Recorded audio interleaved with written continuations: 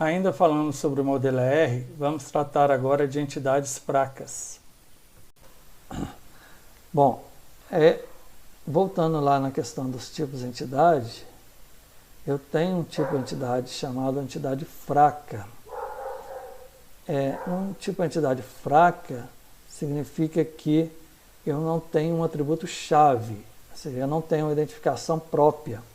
Então, suponha que eu tenho lá um tipo de entidade dependente, com os atributos nome, sexo, data de nascimento e parentesco. Nenhum desses atributos aqui é chave do dependente, por exemplo, o nome.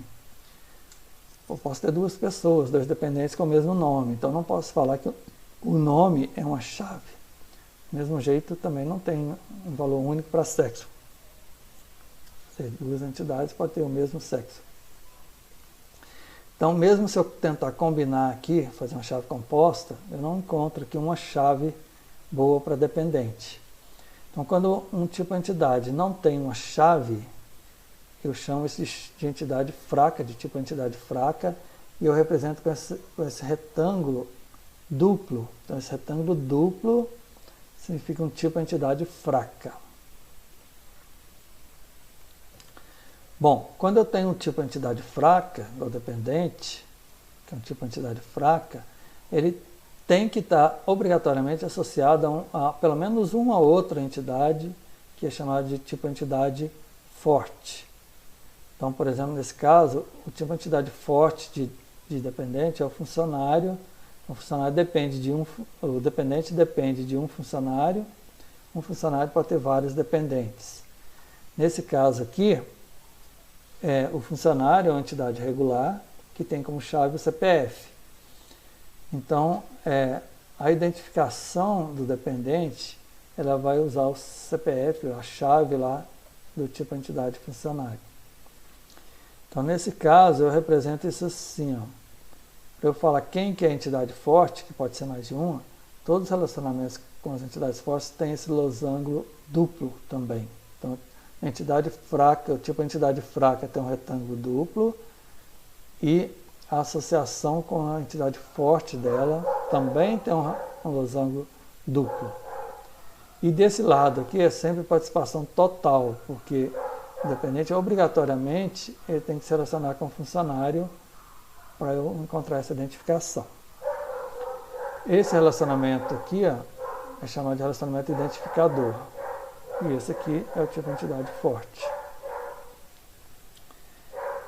Então, é assim que eu represento o relacionamento do tipo entidade fraca. Além disso, a chave, com relação à a chave desse tipo de entidade fraca, ela é formada pela combinação de uma chave do tipo entidade forte, por exemplo, CPF, mais uma chave parcial própria do tipo entidade fraca. Então, esse tipo de entidade fraca, ele pode ter uma chave parcial, que é representada aqui por um sublinhado tracejado. Então, o nome, por exemplo, a gente poderia colocar o nome com uma chave parcial e representar ele como uma linha tracejada. Isso significa que dentro de um mesmo funcionário, ou seja, para um mesmo CPF, já que um funcionário tem vários dependentes, entre os dependentes de um mesmo funcionário, aí o nome é único. Porque nesse caso dependente, por exemplo, o que é o dependente de um funcionário? São os filhos, o cônjuge. Então, normalmente, os filhos, o cônjuge, não têm o mesmo nome. Então, mas entre dois funcionários diferentes eu posso ter dependência com o mesmo nome, mas no mesmo funcionário não. Então, eu posso colocar o nome como chave parcial. Então, o que identifica um dependente é uma chave aqui de funcionário, por exemplo, CPF, mais essa chave parcial. Então, essa combinação ela é única. Ou seja, o CPF do funcionário mais o nome do dependente, os dois juntos, é único no banco de dados. Ok? Então, é assim que eu represento o significado desse tipo de entidade fraca. Então, mais uma vez, o tipo de entidade fraca está relacionada ao fato de um tipo de entidade não ter uma chave, não ter uma identificação única e precisar da chave de outro tipo de entidade.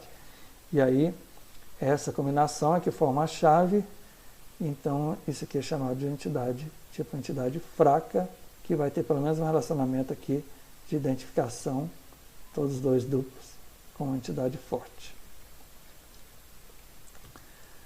Bom, em muitos projetos, as pessoas tendem a colocar assim, ó, já que o CPF é que identifica, ajuda a identificar o dependente, então vou pegar o CPF aqui do funcionário e colocar como atributo de dependente. Não façam isso. Não adicione uma chave do tipo entidade forte como atributo da entidade fraca.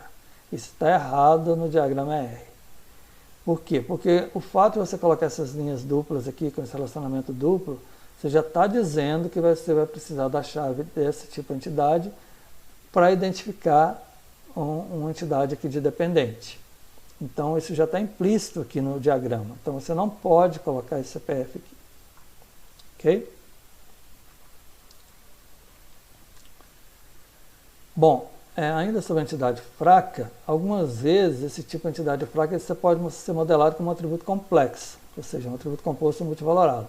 Ou seja, se a hora que você estiver modelando lá o tipo de entidade funcionário, que tem lá um CPF e o nome, você pode colocar aqui um atributo complexo, ou seja, multivalorado e composto aqui por nome, sexo, data de nascimento e parentesco. Então você está representando o dependente como um atributo aqui do funcionário. Isso está correto também. A diferença básica é que quando você coloca ele separado, igual está antes, igual está aqui, ó, significa que eu poderia ter outros relacionamentos só do dependente com algum outro tipo de entidade aqui. Ó. Eu poderia representar isso. Fica mais flexível, né? Assim, eu posso expandir esse diagrama aqui com outros relacionamentos a partir do dependente, já que dependente é um tipo de entidade aqui, mesmo fraca. Agora, já quando eu coloco assim, como atributo, aí não tem como daqui sair relacionamentos. Então, se o diagrama é simples, só isso, tudo bem você representar ele como um atributo complexo. Mas, se o diagrama é maior, vai ter outros relacionamentos, aí é melhor você criar um tipo de entidade fraca. Bom, resumindo um pouco essa notação, esse slide mostra aí as várias notações que a gente viu aí. Então, bem rapidamente aqui, o retângulo significa entidade, retângulo duplo, entidade fraca, o losango é o relacionamento, o losango duplo é o relacionamento de identificação, quando eu tenho entidade fraca. O atributo é essa linha com elipse. O atributo-chave, o atributo bem sublinhado. Atributo multivalorado, a elipse é dupla. Atributo composto, eu tenho uma elipse com várias subpartes aqui. O atributo derivado é aquele que eu coloco a elipse tracejada. E em relação à participação aí, relacionamentos binários aqui, eu tenho, eu posso ter relacionamentos assim, com participação total ou parcial. Cardinalidades, eu represento esses números aqui em cima, né? O e o n. E eu tenho ainda uma outra notação que usa aqui o mínimo e o máximo, mas eu não falei sobre ela aqui, mas existe uma outra notação assim.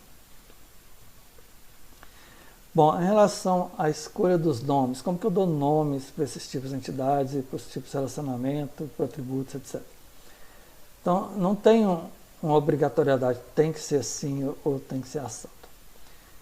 Mas é bom a gente seguir algumas diretrizes para padronizar isso. Então, é recomendado que os nomes aí transmitam os significados conectados às diferentes construções do esquema. Então, normalmente a gente usa substantivo para os nomes do tipo entidade, por exemplo, funcionário, departamento, no singular, já que ele representa uma coleção, ou seja, está implícito ali que são muitos. E a gente usa verbo para os tipos de relacionamento. Então, por exemplo, trabalha para, gerencia. Então, são verbos para especificar os tipos de relacionamentos. E quanto ao desenho disso aí no diagrama, como eu tenho lá um diagrama que tem vários tipos de entidade, vários relacionamentos, é bom você escolher nomes aí para os tipos de relacionamentos, os binários pelo menos, de forma que possam ser lidos no diagrama da esquerda para a direita e de cima para baixo. Então, de forma que você leia assim, ó, funcionário trabalha para departamento. Então, o funcionário fica da esquerda, departamento à direita. Na próxima aula daremos continuidade aos conceitos do modelo ER. Espero vocês lá.